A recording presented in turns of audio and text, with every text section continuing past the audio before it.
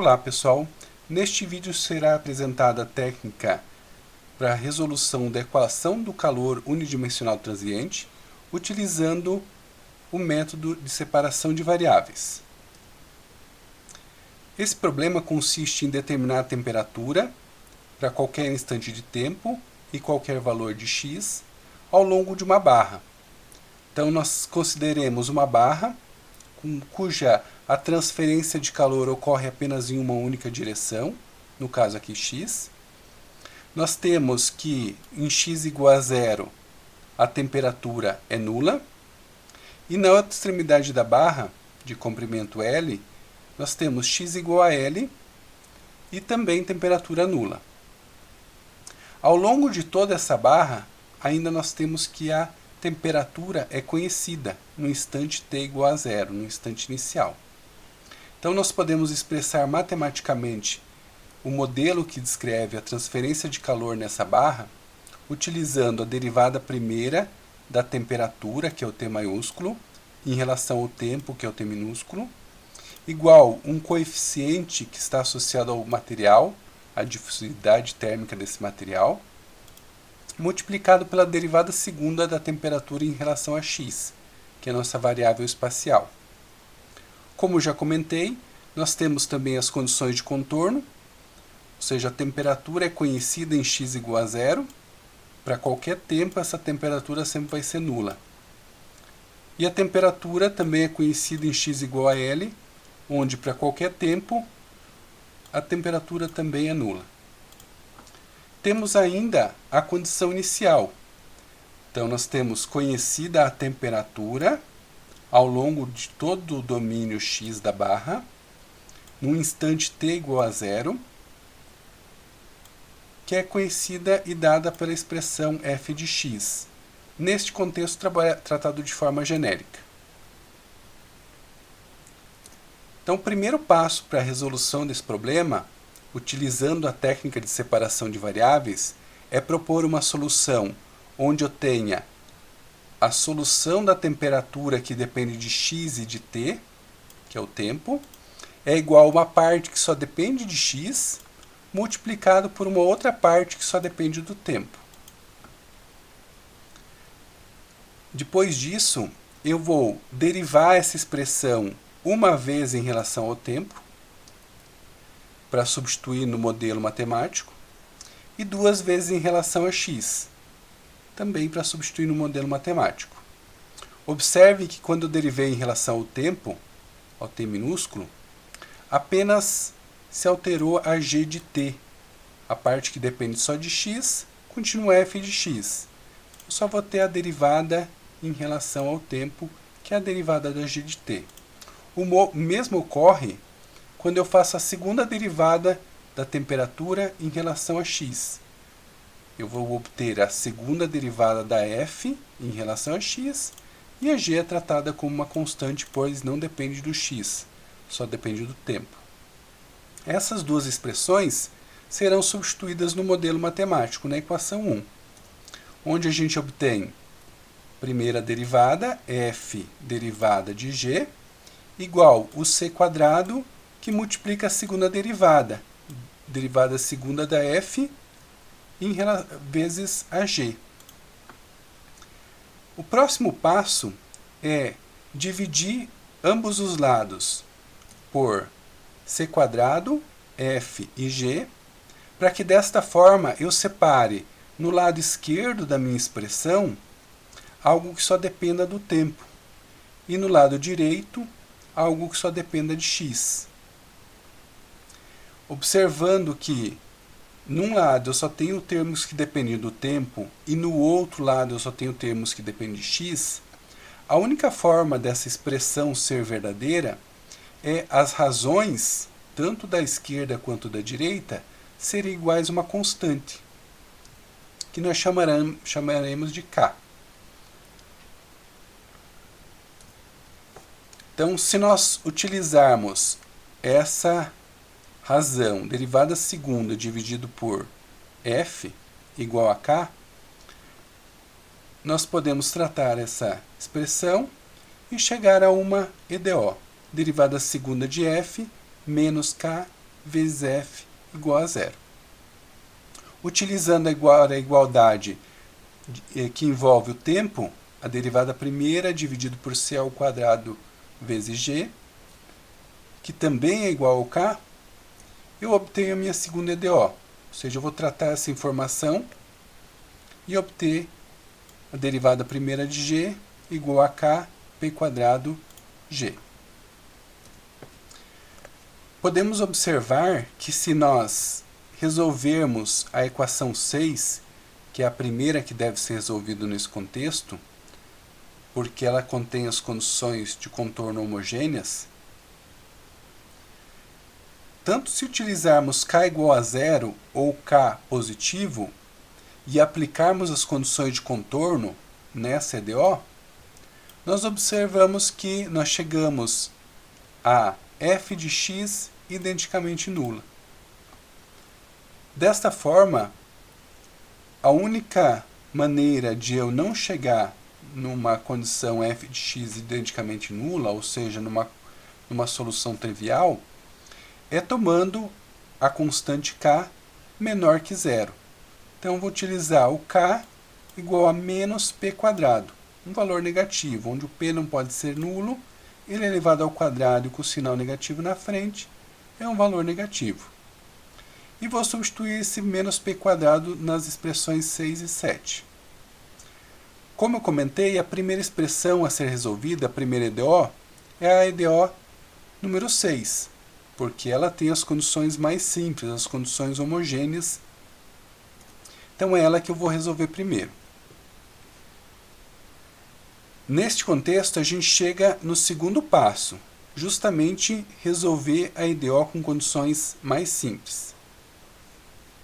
Aqui nós utilizamos a condição de contorno da temperatura, onde a gente conhece o valor de x igual a zero, para qualquer tempo, e a gente sabe que a proposta de solução para a temperatura é f vezes g. Então, a f em x igual a zero, vezes a g para qualquer t, tem que ser igual a zero, como informado na condição de contorno. Neste ponto, a gente pode observar que a g de t ela não pode ser nula. Porque se eu anular a g de t, eu anulo automaticamente toda a minha proposta de solução, que é dado por f de x vezes g de t. Logo, a única forma desse produto ser zero é a f de zero ser zero. Então, aplicando essa condição, nós temos que a f de zero tem que ser zero. A temperatura em x igual a L, para qualquer tempo, vai ser f de L vezes g de t. Como observamos que a g de t não pode ser nula, a única forma é a f de L ser nula, para que o produto dê zero. Então, dessa forma, a gente pode obter as duas condições de contornos para f. Tomando o k igual a menos p quadrado, resolvendo aquela EDO, nós chegamos a essa solução. F de x igual a uma constante vezes o cosseno de px, mais b seno de px, onde, aplicando essas condições de contorno, f em x igual a zero é igual a a vezes p0 mais b vezes seno de p0, o cosseno de zero é 1, o seno de zero é zero.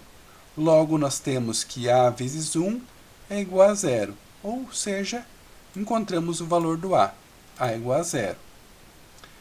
Voltando nessa expressão, nós obtemos o valor do a, agora precisamos obter o valor do b. Então, vamos aplicar a outra condição de contorno, ou seja, a f em x igual a L.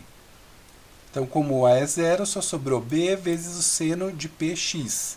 Se o x vale L, nós temos seno de PL, que também deve ser zero, dada a condição de contorno em x igual a L.